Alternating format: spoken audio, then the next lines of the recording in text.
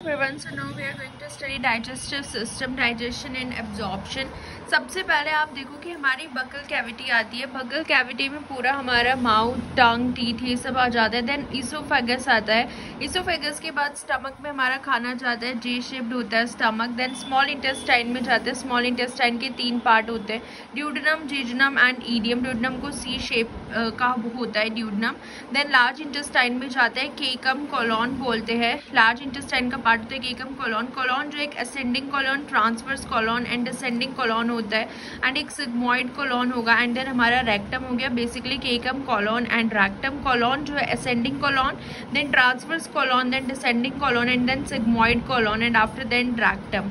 तो ये पूरा इस तरीके से हमारा जो खाना है वो अंदर जाता है बकल कैविटी के थ्रू, इसोफेगस के थ्रू स्टमक में जाएगा, then small intestine, large intestine के थ्रू, ठीक है, केकम, देन ये ascending colon, transverse colon, descending colons, then sigmoid colon and then finally rectum से होते हुए बाहर आ जाएगा। एसेसरी ग्लैंड्स जो हमारे, एसेसरी ऑर्गन जो हमारी होती है उनके पास मतलब जो इस चीज़ में और ज़्यादा हेल्प करती है डाइजेशन एंड एब्जॉर्प्शन में जो इन्वॉल्व होती है, सलाइवरी ग्लैंड इन्वॉल्व होती है, liver, gall bladder and pancreas का भी रोल होता है डाइजेस्टिव सिस्टम में। ठीक है, देखो सबसे पहले हम देख लेते हैं हाइड्रोलाइसिस का प्रोसेस। वाटर मॉलिक्यूल इसमें यूज़ होता है, हाइड्रोलाइसिस प्रोसेस होता है, ये इसमें वाटर मॉलिक्यूल यूज़ होता है। प्रोसेस ऑफ डाइजेशन जो होता है ना, इसमें फिजिकल और केमिकल दोनों रिएक्शंस होती है, फिजिकल और केमिकल प्रोसेस होता है। This process relies upon hydrolysis to render the biochemical reaction. ठीक है, तो इसमें वाटर का मॉलिक्यूल का यूज़ होता है ताकि कोई रिएक्शन हो सके जिससे हम फूड को तोड़ते हैं, ब्रेक डाउन करते हैं, और हमारे पास बहुत सारे एंजाइम होते हैं उसको तोड़ने के लिए। बेसिकली हमारा काम क्या है, फूड को तोड़ना ताकि हम उसको जो है बॉडी में डाइजेस्ट कर सके, उसके छोटे छोटे पार्ट्स में ब्रेक कर देना। जैसे कार्बोहाइड्रेट हम लेते हैं तो ग्लूकोज, गैलेक्टोज, फ्रक्टोज में टूट जाते हैं, प्रोटीन अमाइनो एसिड में टूट जाते हैं, अपने मोनोमर यूनिट में टूट जाते हैं, फैट जो है वो मोनोएसाइड, glycerol and fatty acid chain में टूट जाता है। ठीक है, अब जैसे ही ये आपका लीवर है, ठीक है, लीवर के अंदर जो है यहाँ पे ये गॉल ब्लैडर प्रेजेंट होता है।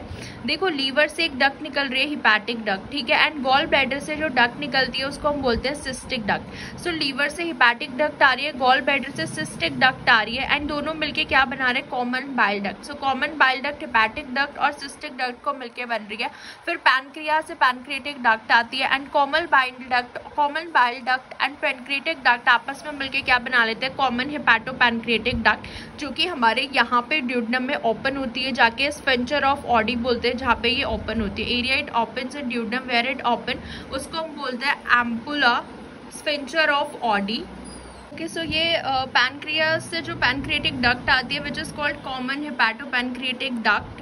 ये जो कॉमन हिपैटो पैनक्रिएटिक डक्ट होती है ये ड्यूडेनम में ओपन होती है, एंड यहाँ पे ये ओपन होती है उसको हम बोलते हैं sphincter of Oddi, and gall bladder से सिस्टिक डक्ट निकलती है। तो ये इस तरीके से जो है पूरा, अभी हम देखेंगे कैसे इस डक्ट के अंदर कुछ एंजाइम्स होते हैं, पैनक्रियास के एंजाइम रिलीज होते हैं, है ना। बाइल जो जूस आता है, बाइल जूस कैसे रिलीज होता है ड्यूडेनम में, एंड कैसे जो है ब्रेक डाउन होता है फैट का। तो अभी ये आप डक्ट याद रखोगी कैसे हिपैटिक डक्ट, सिस्टिक डक्ट मिलके कॉमन बाइल डक्ट बनाते हैं, then common bile duct and pancreatic duct मिलके कॉमन हिपैटो पैनक्रिएटिक डक्ट बना रहे हैं, जो कि आपके ड्यूडेनम में जाके खुलती है। ठीक है, अब हम आ जाते हैं एलिमेंट्री कैनाल पे। So the oral cavity has a number of teeth. हमें पता है कि हमारे बहुत सारे हमारे दांत होते हैं, has a number of teeth and a muscular tongue. Human teeth helps in mastication. Each tooth is embedded in a socket of jaw bone. Thecodont का मतलब, जहाँ पे भी आप वर्ड देख रहे हो थीकोडोंट का मतलब होता है कि आपका टूथ जो है एक जॉ बोन में ऐसे के सॉकेट में ऐसे जो है एम्बेडेड है। ठीक है, majority of animal including humans have 2 sets of teeth during their life, a set of temporary deciduous teeth जो कि रिप्लेस हो जाते हैं बाय सेट ऑफ परमानेंट और एडल्ट टीथ। ठीक है, सो टेम्परेरी डेसिडियस टीथ बोलते हैं जिसे हम दूध के दांत बोलते हैं, स्टार्टिंग में हमारे जो आते हैं टेम्परेरी होते हैं, डेसिडियस टीथ बोलते हैं, वो बाद में परमानेंट और एडल्ट टीथ से रिप्लेस हो जाते हैं। तो इस प्रॉपर्टी को हम बोलते हैं डाइफायोडोंट। सो हमारे जो टूथ होते हैं, एक तो थिकोडोंट होते हैं कि वो जॉ बोन के सॉकेट में एम्बेडेड है, दूसरा डाइफायोडोंट होते हैं, रिप्लेस हो जाते हैं, तीसरे हेट्रोडोंट होते हैं, यानी कि डिफरेंट टाइप के होते हैं। थिकोडोंट, डाइफायोडोंट एंड हेट्रोडोंट, ठीक है, डिफरेंट टाइप्स के होते हैं, यानी कि incisor, canine, premolar, molar. Dental formula जो अरेंजमेंट होता है ना टीथ का, in each half of the upper and the lower, जो हम ऐसे जो है इसको पढ़ते हैं, इंसीजर, कैनाइन, प्रीमोलर, मोलर। जैसे ये आपके ईच हाफ की बात करें, जैसे हम ऊपर की बात करें, जो अपर हाफ की अगर हम बात करें, अपर हाफ में होते हैं 2 इंसीजर होते हैं, देन एक कैनाइन होगा, ऐसे इधर 2 इंसीजर होंगे, एक कैनाइन होगा। सो 2 इंसीजर, एक कैनाइन, देन 2 आपके पास प्रीमोलर होंगे एंड देन 3 आपके पास मोलर होंगे। सो ये ईच हाफ की बात हो रही है। तो एक हाफ में 2 1 2 3 होते हैं। सो अगर हम टोटल देखें, एक हाफ में 8 हो गए, अगर दोनों साइड देखें तो 16 एंड देन टोटल 32। तो इस हिसाब से हमारे जो है 32 होते हैं, क्योंकि ईच हाफ की अगर हम बात करते हैं, हर एक ऊपर वाले पार्ट में भी हाफ में 2 1 2 3 देन 2 1 2 3 2 इंसीजर होते हैं, then canine, then premolar and then molar. So इस तरीके से हम जो ये डेंटल फार्मूला जो है वो निकालते हैं। तो इनकी 32 32 दांत होते हैं, बोलते हैं ना।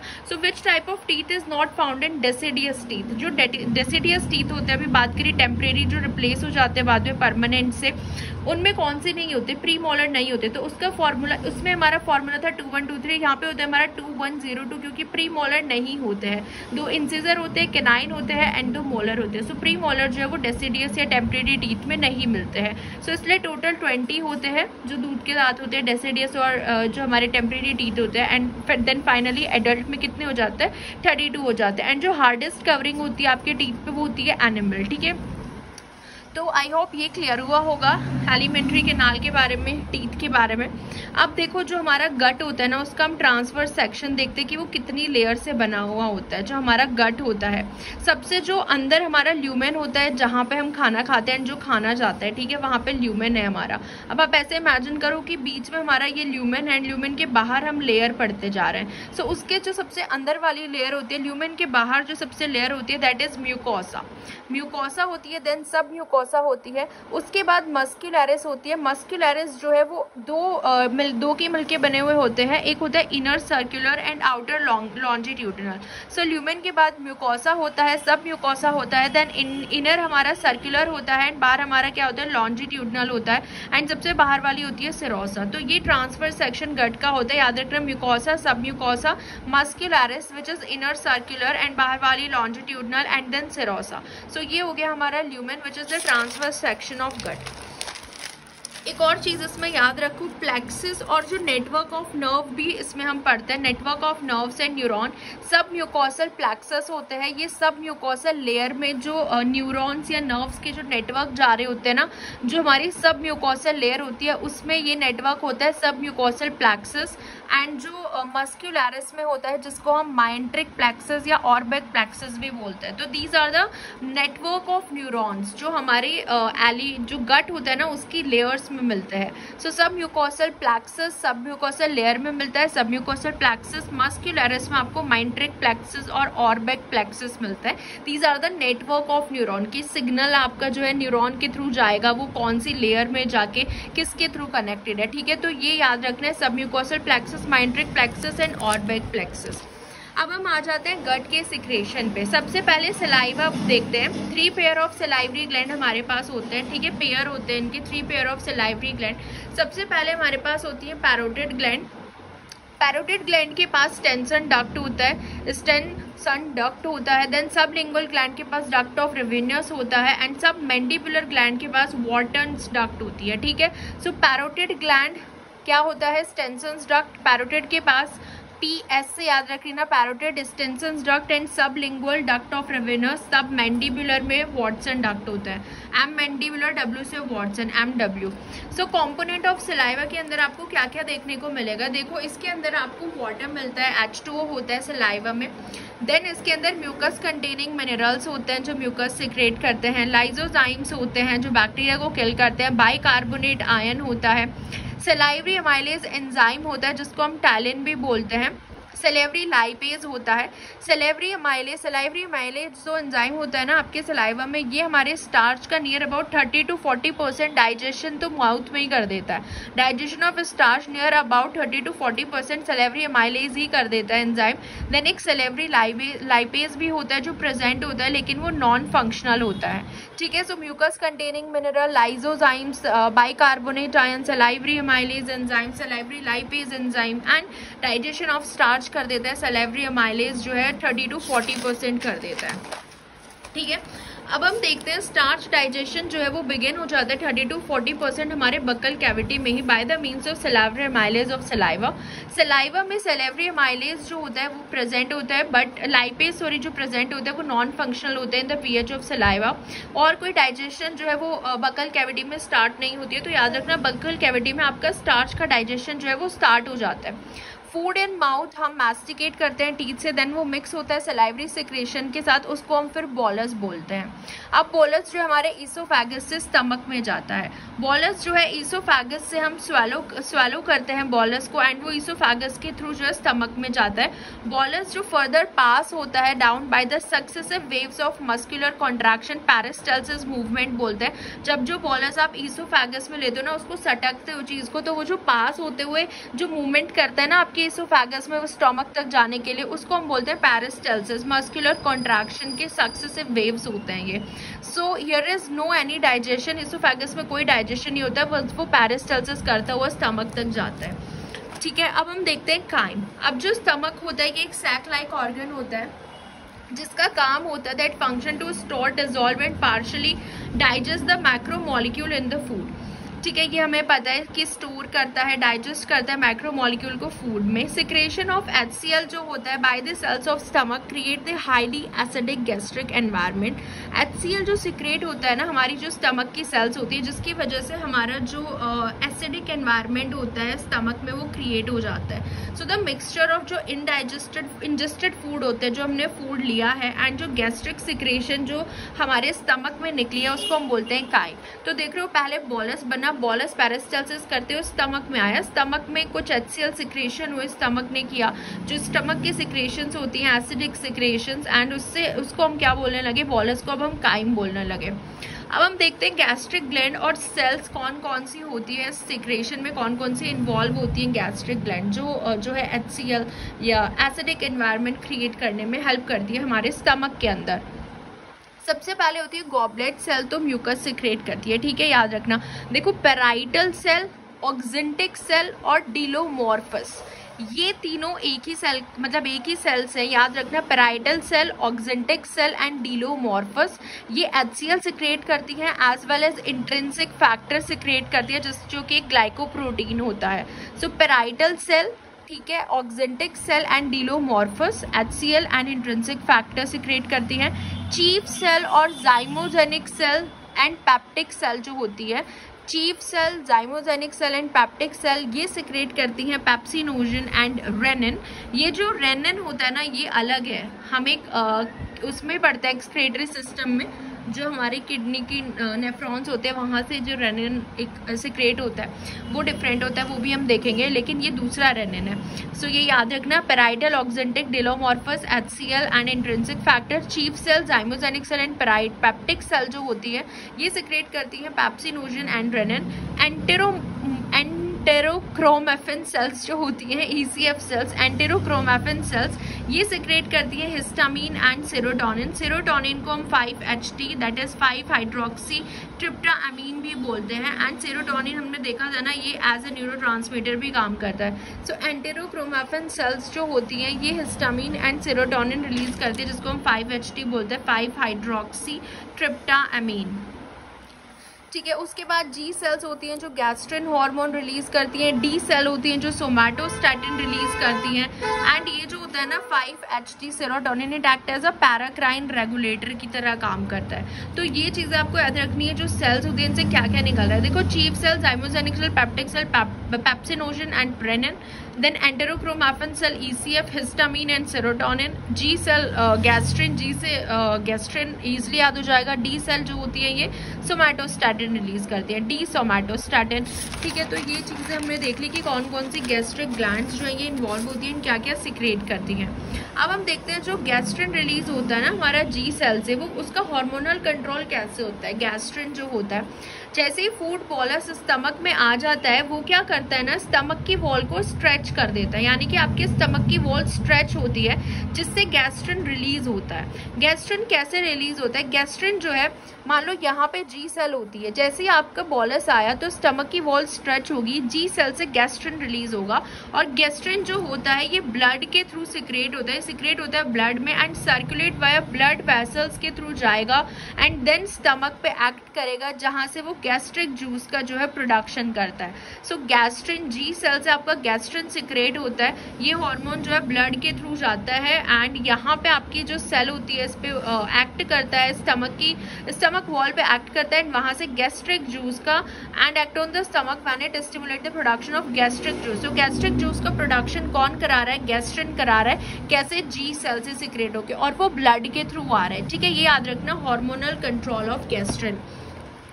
अब गैस्ट्रिक जूस जो होता है ये एक्सोक्राइन सिक्रेशन होती है गैस्ट्रिक सेल्स की। स्टमक में जो गैस्ट्रिक सेल्स होती हैं उनकी एक्सोक्राइन सिक्रेशन होती है, together with a large amount of water form a highly acidic solution called gastric juice. तो जो गैस्ट्रिक सेल्स होती है ना उसकी एक्सोक्राइन सिक्रेशन होती है, और वो बहुत सारे वाटर के साथ मिलके एक एसिडिक सोल्यूशन बन जाता है, जिसको हम बोलते हैं गैस्ट्रिक जूस। तो गैस्ट्रिक सेल से रिलीज हो रहा है gastric juice, and gastrin hormone इसमें इन्वॉल्व होता है। ठीक है, सो पेराइटल सेल हमें पता है वो HCl सिक्रेट करती हैं। ठीक है, और चीफ सेल्स जो होती हैं, चीफ सेल्स होती हैं हमारे पास जो कि पेप्सिनोजन सिक्रेट करती है। चीफ सेल को जाइमोजन भी बोलते हैं हम, है ना, और पेप्टिक सेल्स भी बोलते हैं। ये सिक्रेट करती हैं पेप्सिनोजन। सो HCl क्या करता है ना, जो पेराइटल सेल सिक्रेट करती हैं HCl, वो एक्टिवेट कर देता है पेप्सिनोजन को, किसमें? पेप्सिन में। पेप्सिन इज अ प्रोटीन जो हमारे डाइजेशन स्टार्ट कर देगा। ठीक है, पेप्सिन जो है प्रोटीन का डाइजेशन स्टार्ट कर देता है।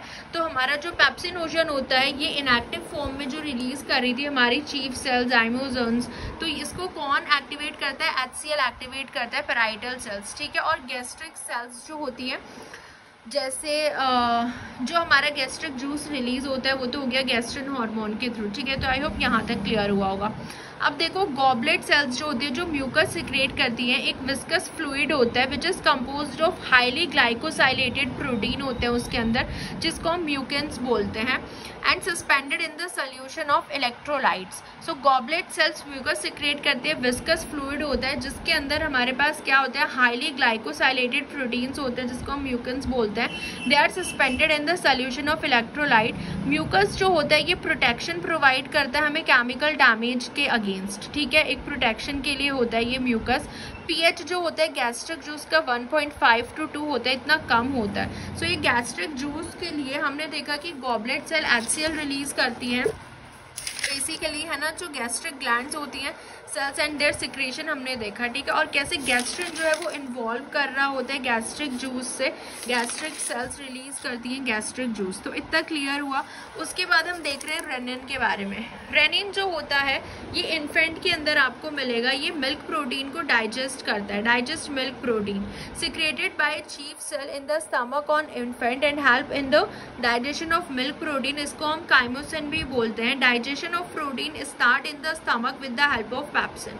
सो देखो, स्टार्च का डाइजेशन तो बक्कल कैविटी में हो गया था ना सलाइवरी अमाइलेज से, उसके बाद पेप्सिन से डाइजेशन स्टार्ट हो जाता है। HCl पेप्सिनोजन को कन्वर्ट कर देता है किसमें? पेप्सिन में, एंड वो प्रोटीन के डाइजेशन में इन्वॉल्व होता है। अब हम देखते हैं डाइजेशन प्रोटीन का हो गया किसमें? स्टमक में। अब स्मॉल इंटेस्टाइन में क्या डाइजेशन होता है? अब काइम जो है वो हाईली एसिडिक हो चुका है, क्योंकि स्टमक में जो इतनी सारी सेल्स है इनका जो सिक्रेशन है गैस्ट्रिक जूस वगैरह, उसकी वजह से हमारा जो काइम है वो बहुत ज़्यादा हाईली एसिडिक हो गया है।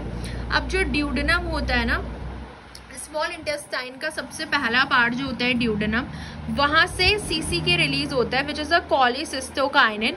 ये एक पेप्टाइड हार्मोन होता है CCK। एक तो ये गॉल ब्लैडर को कॉन्ट्रैक्ट करता है जहाँ से बाइल जूस रिलीज होता है। दूसरा ये स्फिंक्टर ऑफ ऑडी को रिलैक्स करता है। स्फिंक्टर ऑफ ऑडी हमने देखा था ना, जो हिपैटोपैनक्रिएटिक डक्ट आके खुल रही थी जहाँ पे ड्यूडेनम में, तो उस स्फिंक्टर ऑफ ऑडी को रिलैक्स करता है। दूसरा ये पैनक्रियाज को स्टिमुलेट करता है पैनक्रिएटिक जूस के लिए। तो 3 चीजें करता है ये CCK।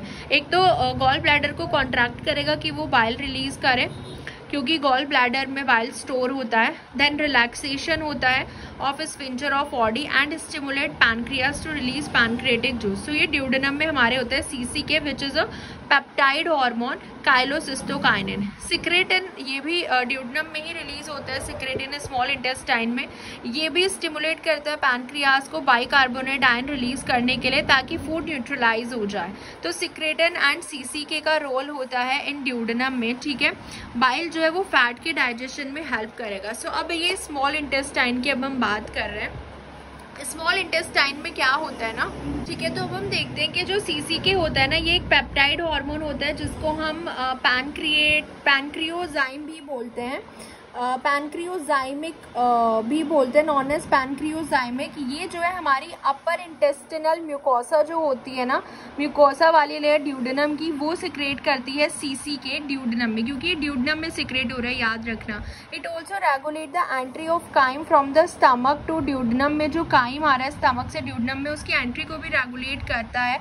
डिलेइंग गैस्ट्रिक एम्प्टी, ठीक है, यानी कि एकदम से उसको खाली नहीं होने देता, मतलब ये उसकी जो एंट्री होती है ना ड्यूडेनम में फूड की, काइम की, वो भी रेगुलेट करता है। Small intestine is the longest compartment होता है एलिमेंट्री कैनाल में, 6 मीटर लॉन्ग होता है ह्यूमन में ये, near about. Its diameter is small compare to the large intestine. इसका डायमीटर थोड़ा छोटा होता है लार्ज इंटेस्टाइन के कंपेयर में, लेकिन ये लॉन्गेस्ट होता है। स्मॉल हम इसलिए बोलते हैं क्योंकि इसका डायमीटर छोटा होता है as compare to the large intestine, so providing a large surface area for absorption. The plasma membrane of enterocyte contain digestive enzyme that hydrolyze disaccharide, polypeptide etc. देखो ये जो होती है ना ड्यूडेनम की, अगर आप ऐसे देखोगे ड्यूडेनम का अगर हम सेल्स देखें, इनके अंदर की जो सेल्स होती है उसको हम बोलते हैं enterocytes, which is the epithelial cells होती हैं। स्मॉल इंटेस्टाइन पे जो ये एपिथेलियल सेल्स होती हैं, दीज आर एंटीरोसाइट्स इनको बोलते हैं। इनके ऊपर ना ऐसे ब्रश बॉर्डर एपिथेलियम आपको दिखाई देंगे, ये ब्रश बॉर्डर एपिथेलियम इनके ऊपर दिखाई देंगे। सो टू एक लार्ज सरफेस एरिया प्रोवाइड करते हैं ये एब्जॉर्प्शन के लिए। जो प्लाज्मा मेम्ब्रेन होती है ना इन एंटीरोसाइट्स की, इनके पास डाइजेस्टिव एंजाइम होते हैं। ये जो एंटीरोसाइट्स आप देख रहे हो ना, इनके प्लाज्मा मेम्ब्रेन जो होती है ना, उसके पास डाइजेस्टिव एंजाइम्स होते हैं जो हाइड्रोलाइज करते हैं डाइसैकराइड को, पॉलीपेप्टाइड को एक्सेट्रास, ठीक है। इन सबको हाइड्रोलाइज करते हैं, तोड़ते हैं, डाइसैकराइड, पॉलीपेप्टाइड एक्सेट्रास। तो इनकी प्लाज्मा मेम्ब्रेन में एंजाइम होते हैं एंटीरोसाइट्स। तो एंटीरोसाइट्स जो है इंटेस्टाइन की जो लेयर होती है ना, ये एपिथेलियल सेल होती है स्मॉल इंटेस्टाइन के एंटीरोसाइट, इनके ऊपर ये ब्रश बॉर्डर एपिथेलियम होता है, ठीक है। इनको एक लार्ज सरफेस एरिया प्रोवाइड करता है एब्जॉर्प्शन के लिए। So its diameter is a small, इसलिए इसको स्मॉल इंटेस्टाइन बोलते हैं। हालांकि it is the longest part of the alimentary canal, 6 metre long होता है इन ह्यूमन, नियर अबाउट। देखो इसको हम और डिटेल से समझते हैं। जैसे हमारे पास ये ब्रश बॉर्डर एपिथेलियम होते हैं ना, ये जो एंजाइम होते हैं ना इनके पास, these enzymes are not secreted, ये ल्यूमन में नहीं सिक्रेट होते हैं, but remain attach to the cell membrane, इनकी सेल मेम्ब्रेन से ही अटैच्ड होते हैं। जो कि एंटीरोसाइट्स होते हैं ना, इनके ऊपर ये जो ब्रश बॉर्डर एपिथेलियम होती है, इस तरीके की जो सेल्स होती हैं, इन्हीं से ये एंजाइम अटैच्ड होते हैं, ये ल्यूमन में नहीं जाते हैं। विद देयर एक्टिव साइट, इनकी जो है वो काइम के साइड एक्सपोज रहती है, ठीक है। इनकी एक्टिव साइट ल्यूमन के साइड एक्सपोज होगी, बट वो रिलीज नहीं होता है। सो इनमें से बहुत इंपॉर्टेंट एंजाइम एक होता है ब्रश बॉर्डर एंजाइम, वो होता है enterokinase, which is required for the activation of protein digesting enzyme, जो कि ट्रिप्सिन के एक्टिवेशन के लिए बहुत ज़्यादा इंपॉर्टेंट होता है। एंटीरोकाइनेज जो होता है ना, it is required for the activation of protein digesting enzyme, trypsin के एक्टिवेशन के लिए इंपॉर्टेंट होता है। देखो हमने देखा कि जो पेप्सिन होता है, जो प्रोटीन को डिग्रेड करता है, वो पेप्सिनोजन से एक्टिव हो चुका था, है ना। HCl जो है उसको एक्टिवेट कर देता है स्टमक में ही। अब हम ये स्मॉल इंटेस्टाइन में जा रहे हैं, ड्यूडेनम के अंदर जो ये एंटीरोकाइनेज होता है ना, ये ट्रिप्सिन को एक्टिवेट करता है, जो कि फिर स्मॉल इंटेस्टाइन में एंटर करता है इन पैनक्रिएटिक जूस में, ठीक है। ये पैनक्रिएटिक जूस में होता है activation of protein digestive enzyme trypsin which enter the small intestine in pancreatic juice. तो यहाँ से ये पैनक्रियाज जो होता है ना, ये जो पैनक्रियाज के अंदर ट्रिप्सिनोजन होता है, ठीक है, एंड जैसे ये पैनक्रिएटिक जूस यहाँ पे रिलीज होता है तो ये जो यहाँ पे एंजाइम होता है एंटेरोकाइनेज, इस इनएक्टिव ट्रिप्सिनोजन को एक्टिव ट्रिप्सिन में कन्वर्ट कर देता है, ठीक है। किसके अंदर हो रहा है? ये ड्यूडेनम के अंदर हो रहा है, स्मॉल इंटेस्टाइन के, ठीक है। So different type of brush border enzyme जो हमारे पास होते हैं, यानी कि जो इन्हीं वाले ब्रश बॉर्डर, जो ये एपिथेलियम होती है, लाइनिंग जो होती है स्मॉल इंटेस्टाइन की, इसी के ऊपर लगे हुए रहते हैं ये एंजाइम। जैसे हमारे पास होते हैं डाइसेक्राइड्स हो गए, है ना, पेप्टाइडेजेस हो गए, फॉस्फेटेजेस हो गए। डाइसेक्राइड में हमारे पास सुक्रेज होते हैं, माल्टेज होते हैं, लैक्टोज होता है, लैक्टेज होते हैं। ये क्या करते हैं? ग्लूकोज को ग्लूकोज प्लस फ्रक्टोज में तोड़ देंगे, माल्टेज ग्लूकोज ग्लूकोज में, लैक्टेज ग्लूकोज एंड गैलेक्टोज में तोड़ देगा।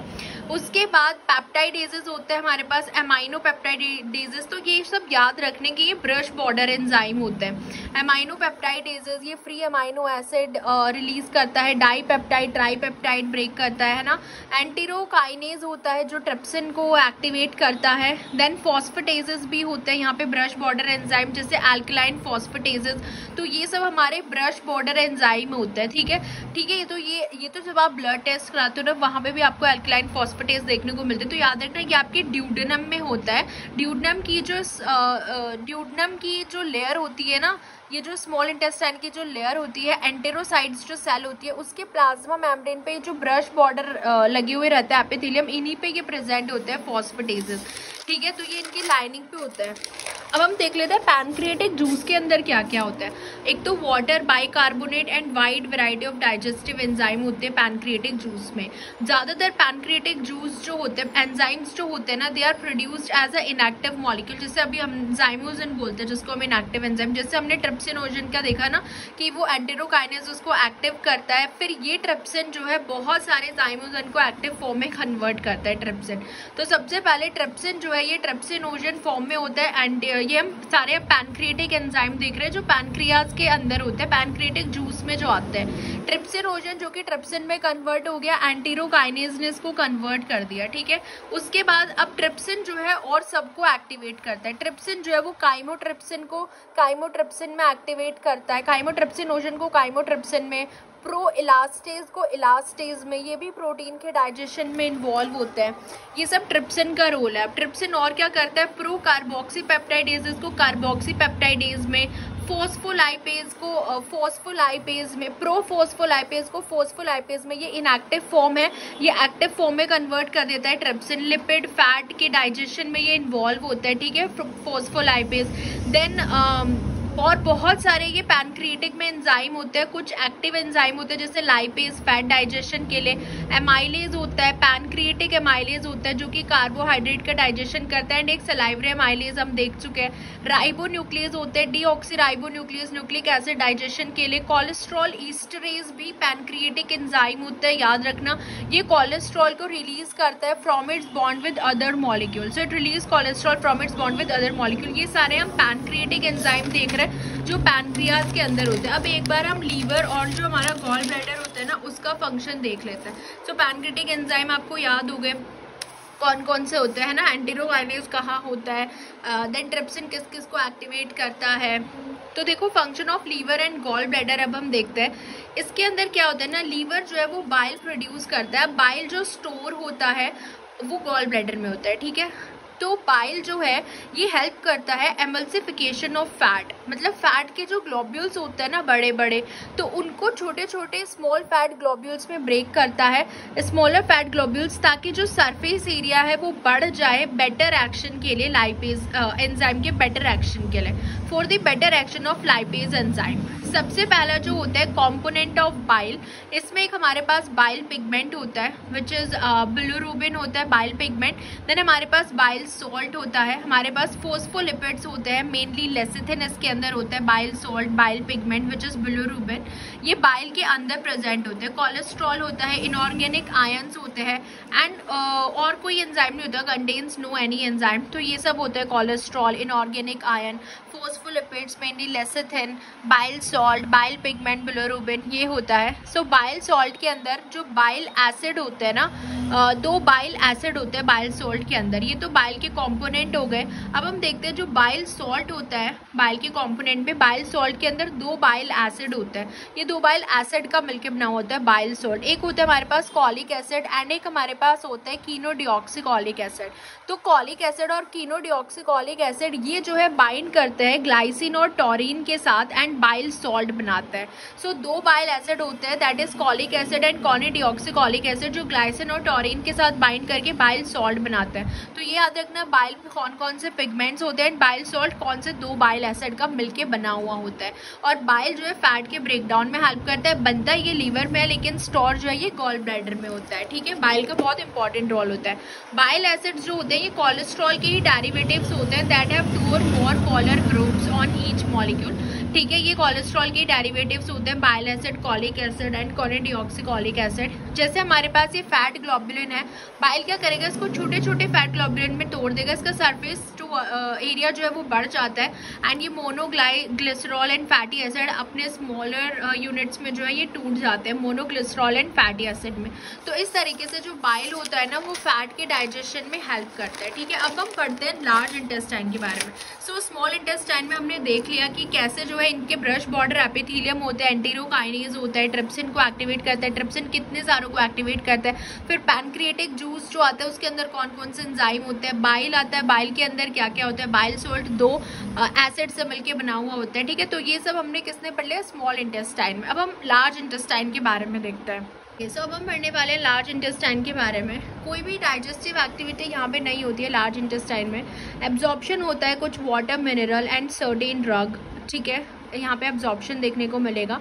जो अनडाइजेस्टेड अनएब्जॉर्ब्ड सब्सटेंस होता है जिसको हम फेसेस बोलते हैं वो एंटर हो जाते हैं into the caecum of large intestine through ileocaecal valve. एक हमारे पास इलीकेकल वॉल्व होती है which prevent the back flow of the faecal matter. ठीक है, जो कि फेकल मैटर के बैक फ्लो को प्रिवेंट करती है, तो उसके थ्रू जो है वो केकम में एंटर करता है फेसेस, जो हमारा अनएब्जॉर्ब्ड एंड अनडाइजेस्टेड सब्सटेंस होता है which is known as ileocaecal valve and faeces is temporary stored in the rectum में, वो टेम्परेली स्टोर्ड होते हैं फेसेस। ठीक है, रेक्टम के अंदर। And the secretion of small intestine, जो स्मॉल इंटेस्टाइन की सिक्रेशन होती है ना गाइस, उसको हम क्या बोलते हैं, सकस एंटेरिकस बोलते हैं। जो स्मॉल इंटेस्टाइन की सिक्रेशन जो हमने अभी पढ़ी है विच इज नॉन एज सकस एंटेरिकस। सो ये था कुछ लार्ज इंटेस्टाइन के बारे में। एब्जॉर्प्शन देख लेते हैं। जैसे हम डाइजेशन करते हैं ना तो content of the duodenum move by peristalsis.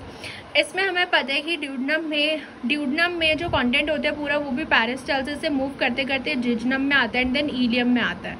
These nutrient absorption आकर, यहाँ पे न्यूट्रिएंट एब्जॉर्प्शन होता है across the lining of intestine, large folds in the lining encircle the intestine and are stored with finger shaped projection called villi. एंड इनमें से villi projection निकले हुए होते हैं, यानी कि एंटेरोसाइट्स होती है, देन हमारे पास माइक्रोविलाई होते हैं एंड देन वहाँ पे विलाई होते हैं जो एब्जॉर्प्शन में हेल्प करते हैं। So within villi each epithelial cell has many microscopic projection or microvilli that face the lumen. So microvilli होते हैं जो ल्यूमेन की साइड फेस कर रहे होते हैं, तो ये दोनों विलाई एंड माइक्रोविलाई जो है सरफेस एरिया बढ़ा देते हैं बेटर एब्जॉर्प्शन के लिए। तो ये हमारे एंटेरोसाइट्स की जो एपिथेलियल सेल्स होती है ना वहाँ पे ये हमें माइक्रोस्कोपिक प्रोजेक्शन देखने को मिलते हैं। ठीक है, with finger shaped projection villi and microvilli, तो ये एब्जॉर्प्शन में हेल्प करते हैं एंड ड्यूडेनम से जिजनम और इलियम में पेरिस्टाल्सिस के थ्रू जाता है। जैसे ये हमारी एंटेरोसाइट्स होती है। अब कार्बोहाइड्रेट का हम देख लेते हैं एब्जॉर्प्शन कैसे होता है। Jejunum, ileum and then large intestine में वो मूव करता है। ठीक है, तो कार्बोहाइड्रेट का एब्जॉर्प्शन देखते हैं कैसे होता है। कार्बोहाइड्रेट ये देखो आपकी क्या है, एंटेरोसाइट्स है। ठीक है, यहाँ पे ल्यूमेन है, ये ल्यूमेन हो गया एंड यहाँ पे हमारे पास ब्लड में इसका एब्जॉर्प्शन होता है कार्बोहाइड्रेट का। सो ब्लड के थ्रू देखो जो ल्यूमेन के साइड मेम्ब्रेन होती है उसको हम एपिकल मेम्ब्रेन बोलते हैं एंड ब्लड के साइड जो मेम्ब्रेन होती है वो होती है बेसोलेटरल मेम्ब्रेन। तो ये जो हम इसको बिग करके दिखा रहे हैं कि ये एंटेरोसाइट्स है, यहाँ ल्यूमेन है, ग्लूकोज एंड ये हमको ब्लड में लेके जाना है। एसजीएलटी के थ्रू होता है ठीक है, ये सेकेंडरी एक्टिव ट्रांसपोर्ट होता है, यानी कि ग्लूकोज दे दिया जाता है, ग्लूकोज जो है अंदर जाता है सोडियम के थ्रू। ये सेकेंडरी एक्टिव ट्रांसपोर्ट होता है, दोनों जो है सेम डायरेक्शन में मूव करते हैं। सोडियम मूव करता है अंदर, जिसके थ्रू फिर ग्लूकोज भी मूव करता है अंदर। ठीक है, सो सोडियम भी अंदर जाता है, जिसके थ्रू ग्लूकोज भी अंदर जाता है। एंड यहाँ पे जो फ्रक्टोज होता है उसके लिए GLUT5 ट्रांसपोर्टर लगा हुआ होता है। फ्रक्टोज जो होता है वो GLUT5 के थ्रू जाता है ल्यूमेन से, ये एपिकल मेम्ब्रेन पे होते हैं। एंड देन GLUT2 होता है बेसोलेटरल मेम्ब्रेन से, जिसके थ्रू ग्लूकोज एंड जो फ्रक्टोज होता है ना, ये सब कहाँ चले जाते हैं, ब्लड में एब्जॉर्ब हो जाता है। तो ये सेकेंडरी एक्टिव ट्रांसपोर्ट के थ्रू होता है, SGLT के थ्रू। सो जो मोनोसेक्राइड ग्लूकोज और गैलेक्टोज होते हैं ना, वो एब्जॉर्ब होते हैं by sodium and energy dependent secondary active transport, SGLT जो होता है सोडियम ग्लूकोज ट्रांसपोर्टर। ये एपिकल मेम्ब्रेन में होता है, ये एक तरीके का सेकेंडरी एक्टिव ट्रांसपोर्ट है, यानी कि सिम्पॉट है। मोनोसेक्राइड फ्रक्टोज जो होता है वो GLUT5 के थ्रू जाता है, and glucose galactose and fructose exit करते हैं उसके थ्रू GLUT2 के थ्रू। ठीक है, तो इस तरीके से ग्लूकोज जो है वो एब्जॉर्ब होता है। अब हम देखते हैं अमाइनो एसिड और प्रोटीन का एब्जॉर्प्शन कैसे होता है। अब हम एक एक एब्जॉर्प्शन पढ़ रहे हैं। Absorption of amino acid and protein.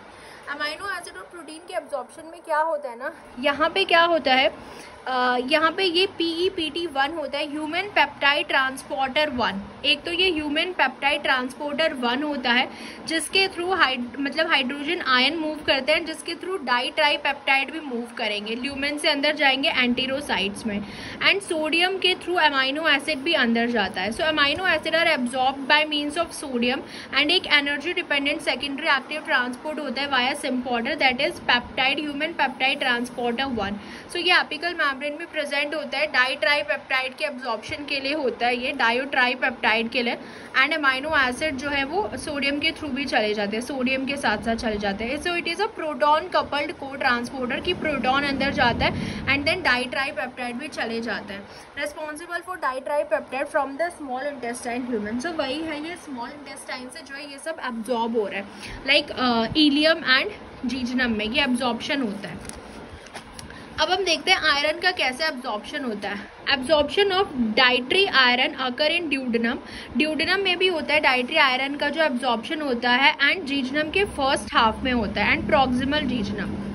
सो जो आयरन का एब्जॉर्प्शन होता है ना, वो ड्यूडेनम में भी होता है एंड जीजनम के फर्स्ट हाफ में भी होता है, प्रॉक्सिमल में। आयरन जो होता है Fe2+ के फॉर्म में एब्जॉर्प्शन होता है इसका। ठीक है, so at the physiological pH iron जो है वो अपनी ऑक्सीडाइज फेरिक फॉर्म में एग्जिस्ट करता है Fe3+ में। टू बी एब्जॉर्ब आयरन को फेरस स्टेट में आना पड़ता है Fe2+ फॉर्म में। एक फेरिक रिडक्टेज एंजाइम होता है यहाँ पे, duodenal cytochrome B, D cytochrome B हम जिसको बोलते हैं, वो ब्रश बॉर्डर ऑफ एंटीरोसाइट्स में होता है। देखो यहाँ पे ये हमारा ल्यूमेन है, ल्यूमेन में आयरन जो है वो रिलीज हुआ Fe3+ के फॉर्म में, Fe3+ से Fe2+ में डी साइटोक्रोम बी को कन्वर्ट करेगा, एंड देन यहाँ पे डाईवेलेंट मेटल केटायन ट्रांसपोर्टर जो होता है DMT1 के थ्रू आयरन अंदर चला जाएगा। एंड जो आयरन बाहर जाता है ना, वो फेरोपोर्टिन 1 के थ्रू जाता है, यहाँ से बाहर जाता है फेरोपोर्टिन 1 के थ्रू। एंड यहाँ पे हिफेस्टिन होता है, हिफेस्टिन आयरन को वापस से Fe3+ फॉर्म में कन्वर्ट कर देगा। एंड जो ट्रांसफेरिन होता है ना, ये ब्लड प्लाज्मा ग्लाइकोप्रोटीन होता है, ये ट्रांसपोर्ट करता है आयरन को थ्रू ब्लड से टिश्यू में। सो ट्रांसफेरिन जो होता है, it is a blood plasma glycoprotein. ठीक है, ये ब्लड के अंदर जो है आयरन को ट्रांसपोर्ट करता है टू डिफरेंट टिश्यूज में, ब्लड से टिश्यूज में। तो हिपैस्टिन इसको वापस से कन्वर्ट कर देता है। ठीक है, तो इस तरीके से जो है क्या होता है, आयरन का क्या होता है, इसमें एब्जॉर्प्शन होता है। एब्जॉर्प्शन ऑफ विटामिन B12 अगर हम देखें, ये इंट्रिंसिक फैक्टर पर डिपेंड करता है, सिक्रेटेड बाय जो हमारी पैराइटल सेल होती है, and haptocorrin also known as cobalophilin. एक तो इंट्रिंसिक फैक्टर जो पैराइटल सेल सिक्रेट करती है, एंड एक हेप्टोकोरिन जिसको हम कोबालोफिलिन भी बोलते हैं, a protein that is encoded by TCN1 gene in humans. ठीक है, सो ये प्रोटीन TCN1 जीन जो होता है ह्यूमंस में, वो बनाता है इसको कोबालोफिलिन एंड हेप्टोकोरिन, इन दोनों पे डिपेंड करता है विटामिन B12 का absorption. Intrinsic factor which is secreted by parietal cell and haptocorrin or cobalophilin protein that is encoded by TCN1 gene in human. अब हम देखते हैं एब्जॉर्प्शन ऑफ फैट कैसे होता है। ठीक है, सो एब्जॉर्प्शन ऑफ फैट ये हम देखते हैं लार्ज इंटेस्टाइन में। और विटामिन B12 का एब्जॉर्प्शन हम जब विटामिन पढ़ेंगे ना, वहाँ पे हम डिटेल में देखेंगे। अभी हम देखते हैं एब्जॉर्प्शन ऑफ फैट कैसे होता है। देखो, ट्राइग्लिसराइड जो होता है, बाइल सॉल्ट लाइपेज, ये सब फैटी एसिड है। ठीक है, और मोनोग्लिसराइड है। मतलब हमारे जो बाइल सॉल्ट था ना ल्यूमेन में, उसने कन्वर्ट कर दिया है जो भी ट्राइग्लिसराइड थे उसको फैटी एसिड और मोनोग्लिसराइड में। सो फैटी एसिड और मोनोग्लिसराइड एंटीरोसाइट लेती है, उसके बाद ये ट्राइग्लिसराइड में कन्वर्ट कर देती है। ट्राइग्लिसराइड जो होता है ना वापस से ये प्रोटीन के साथ मिल जाते हैं जिनको हम काइलोमाइक्रोन बोलते हैं, एंड यहाँ से ये मूव करते हैं लिम्फ वेसल में। सो काइलोमाइक्रॉन्स जो होते हैं ना, hydrolysis of fat by lipases in the small intestine generate fatty acid and monoglyceride. These product are absorb by epithelial cell and वो ट्राइग्लिसराइड में जो है रिकम्बाइन हो जाते हैं। उसके बाद इनको हम कोट कर देते हैं ट्राइग्लिसराइड को। They are coated with phospholipids, ठीक है, cholesterol and protein forming globules जिसको हम बोलते हैं काइलोमाइक्रॉन्स, ठीक है, जिनको हम काइलोमाइक्रॉन्स बोलते हैं। यानी कि हमारे ट्राइग्लिसराइड को जब हम पूरा कोट कर देते हैं ना फॉस्फोलिपिड से, कोलेस्ट्रॉल से एंड प्रोटीन फॉर्मिंग ग्लोब्यूल्स, तो इनको हम बोलते हैं काइलोमाइक्रॉन। ट्राइग्लिसराइड जब पूरी कोट हो जाती है एंड वो वहाँ से लिम्फ वेसल में जाती है। उसके बाद जो लिम्फेटिक वेसल्स होती है of the small intestine which absorb digested fat. Lacteal होती है which is a lymphatic vessel होती है स्मॉल इंटेस्टाइन की जो एब्जॉर्ब करती है डाइजेस्टेड फैट को। तो इस तरीके से फैट का क्या होता है, डाइजेशन होता है। अब हम देखते हैं कैल्शियम का एब्जॉर्प्शन कैसे होता है। कैल्शियम के एब्जॉर्प्शन के लिए ना यहाँ पे एक जो एंटीरोसाइड होता है उसके यहाँ पे एपिकल साइड पे क्या होता है, ये ल्यूमेन में हमारे कैल्शियम आया, यहाँ पे TRPV6 होता है, ठीक है। ये एक यहाँ पे मेम्ब्रेन प्रोटीन होता है TRPV6। ये क्या करता है, कैल्शियम को अंदर लेता है। फिर यहाँ पे हमारे पास क्या होता है, कैलबाइंडिन D9K एंड कैलबाइंडिन D28K होता है। जो कैल्शियम होता है ना वो इन पे बाइंड कर जाता है, ठीक है। पहले हम यहाँ पे पढ़ लेते हैं। कैल्शियम जो है वो TRPV6 के थ्रू जाता है क्रॉस द एंटीरोसाइट। कैल्शियम चैनल जो होता है ये एक पैसिव ट्रांसपोर्टर होता है। कैल्शियम जो है वो साइटोसोल में इकट्ठा होता रहेगा, sequestered in the cytosol by calbindin D9K और कैल बाइंडिंग D28K। ये कैल्शियम बाइंडिंग प्रोटीन होता है और ये एक पैसिव ट्रांसपोर्टर होता है, याद रखना। And trafficked to the basolateral membrane from which it is exported to the blood stream by either NCX1 or PMCA16 with expenditure of the cellular energy. So जो एक्सप्रेशन लेवल होता है TRPV6, कैलबाइंडिन D9K, D28K and PMCA16 and NCX1, ये सारे up regulate कौन करते हैं, vitamin D3 active form, क्योंकि vitamin D3 calcium के एब्जॉर्प्शन में हेल्प करता है। सो कैल्शियम TRPV6 के थ्रू यहाँ पे जाता है एंटीरोसाइट से, कैलबाइंडिन D9K एंड D28K इसको बाइंड करते हैं। देन यहाँ पे NCX1 होता है विच इज़ यहाँ से सोडियम अंदर जाएगा एंड कैल्शियम बाहर जाएगा, एंटीपोटर होता है। एंड PMCA1 जो होता है ये सिम्पोटर होता है, PMCA16 जो कि ये भी एंटीपॉडी होता है, यहाँ से मैग्नीशियम अंदर जाता है एंड ये बट ये ATP का यूज़ करता है। सो PMCA16 जो होता है ये ATP का यूज़ करके जो हमारा कैल्शियम है वो ब्लड में जाता है। PMCA16 ATP का यूज़ करके कैल्शियम को ब्लड में भेजता है। एंड NCX1 जो होता है ये सोडियम के थ्रू भेजता है, सोडियम ऊपर जाएगा। So blood stream with expenditure of the cellular energy. So ये जो NCX1 और PMCA16 होते हैं ना, इनकी हेल्प से जो है कैल्शियम के एब्जॉर्प्शन में हेल्प होती है। इनकी वजह से कैल्शियम एब्जॉर्ब हो पाता है ब्लड में। एंड इनको कौन रेगुलेट करता है, विटामिन D3। इसलिए बोलते हैं विटामिन जो D होता है वो कैल्शियम के एब्जॉर्प्शन में हेल्प करता है, क्योंकि वो इन सारे जो पैसिव ट्रांसपोर्टर होता है एज वेल एज जो ये चैनल होते हैं यहाँ पे, ठीक है, इन सब में कौन इन्वॉल्व होता है, विटामिन D3। तो ये था कैल्शियम के एब्जॉर्प्शन के बारे में।